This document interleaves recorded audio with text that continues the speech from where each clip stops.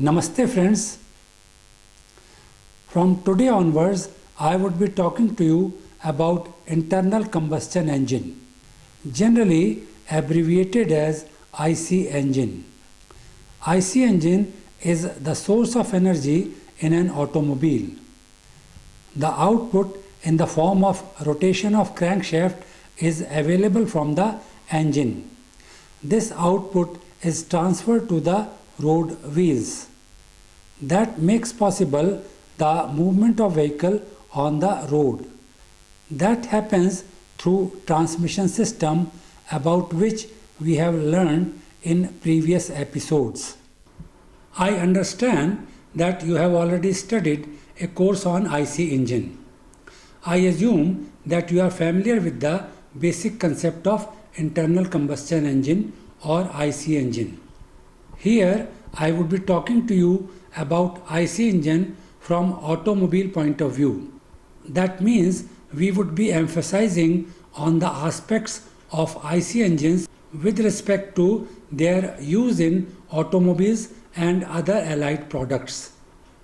I would be taking up other details also, but briefly, so that your concepts are refreshed. IC engines are broadly classified on the basis of their working, number of cylinders and fuel used.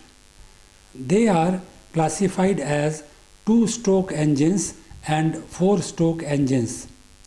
In 2-stroke engines, the working cycle is completed in 1 revolution of crankshaft, whereas in 4-stroke engine, the working cycle is completed in 2 revolutions of the crankshaft.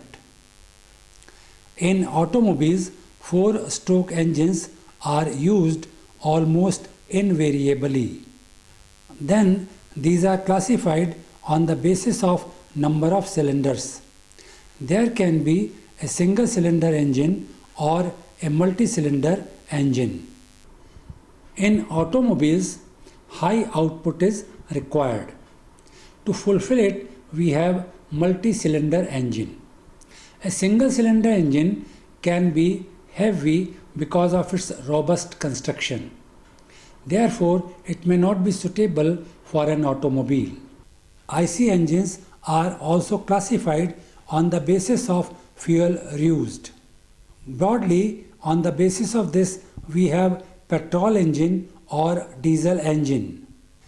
In the recent past, concern about the availability of conventional fuel and concern for environment has brought forward some alternate fuels. These are natural gas, hydrogen and biofuels. These are being used in limited number of vehicles at present. Again, to reduce our dependency on conventional fuel and concern about environment has brought forward electric vehicles. In these vehicles, electric motor is used instead of an IC engine. There are certain matters of concern. One of them is battery. These vehicles are using chargeable battery to run the electric motor. In India at present, we do not have any charging facility on road. Therefore, these vehicles cannot be used for a long distance journey. In some countries, charging points are provided to support these vehicles. In addition, there are some problems experienced by these vehicles when they accelerate. This is because of the incapability of electric motor. To overcome this, some hybrid designs have also come up. These are equipped with electric motor as well as internal combustion engine. Now let us talk about some components of the IC engine. Cylinder block. It forms the middle portion of the IC engine. Below it is crankcase and above it is cylinder head. In cylinder block, we have up and down movement of pistons because in most of the automobiles we are using a vertical IC engine. The size of the cylinder block depends upon the number of cylinders. The number of cylinders may be 4, 6, 8 or even more depending upon the output required from the engine.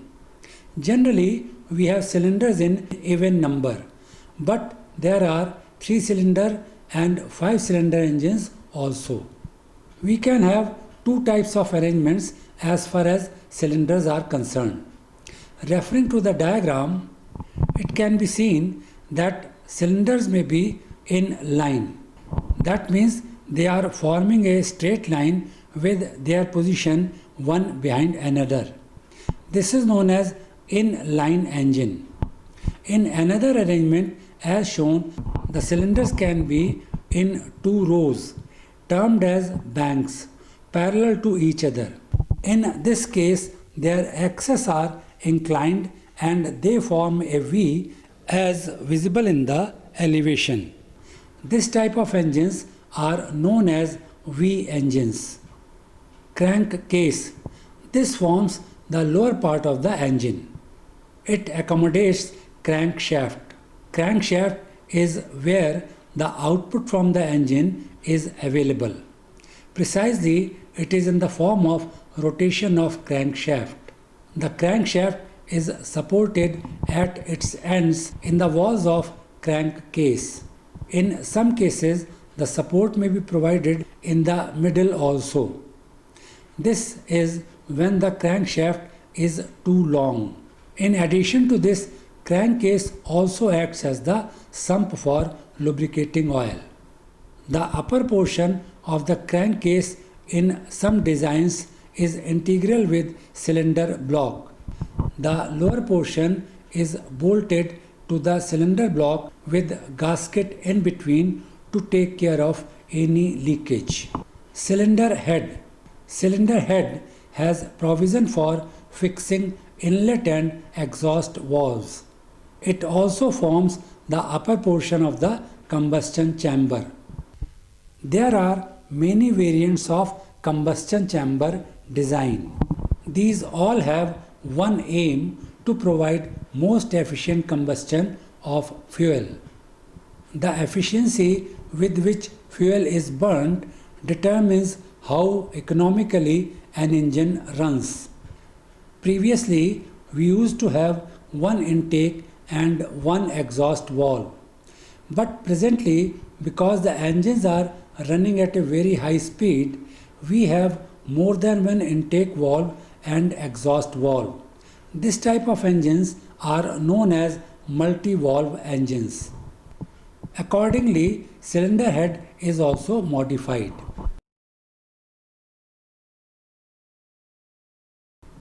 Piston. As the charge burns, hot gases are produced at high temperature and pressure. Charge is the term used for fuel and air mixture in case of petrol engine and fuel in case of diesel engine. These gases exert force at the top of piston. This force causes reciprocatory motion of the piston in the cylinder. The primary function of piston is to transmit this force to connecting rod. The other two functions are: number 1, to prevent the leakage of charge or hot gases with the help of rings, and number 2, to accommodate the small end of connecting rod and to take up lateral thrust due to its obliquity. As shown in the diagram, the uppermost portion of piston, known as crown, takes up the sudden expansion of gases at high temperature and pressure. The lowermost portion of the piston is known as skirt. A slot is provided in the piston as may be noticed in the diagram on the right hand side. This slot accommodates the expansion of piston material at high temperature.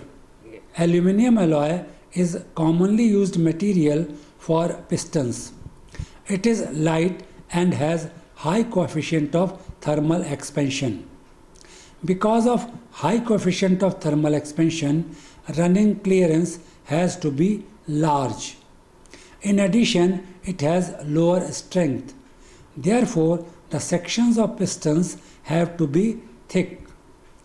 Thick sections with high thermal conductivity of aluminum alloy does not allow these to be operated at high temperature. Operation at lower temperature does not allow the deposition of carbon because of thermal decomposition of lubricant. It also provides better cooling.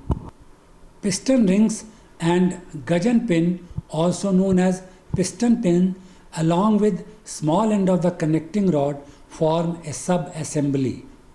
The outer surface of piston ring is in contact with inner surface of the cylinder. In free state, the piston ring is slightly oval in shape. When assembled, it attains perfectly circular shape. The functions of rings are: number 1, to prevent the leakage of charge or hot gases. Number 2, to transfer heat from piston to cylinder walls. And number 3, to provide lubrication to reduce friction as piston moves in the cylinder. The ring is formed with gap in circumference when open or in unassembled form. When assembled, there is no gap.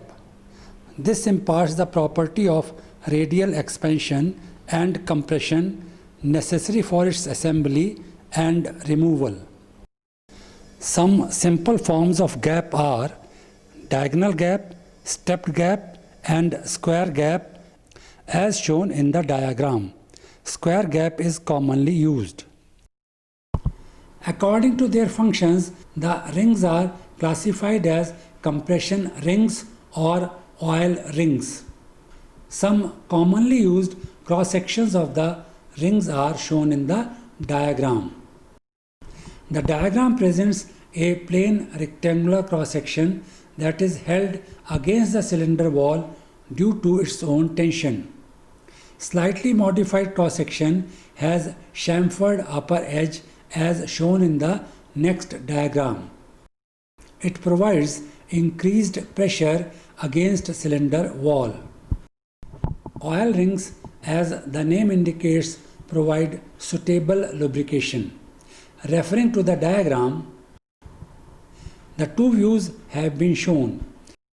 One is elevation showing the part of ring and other one is side view. Contacting lands as shown in the side view create firm contact with cylinder walls.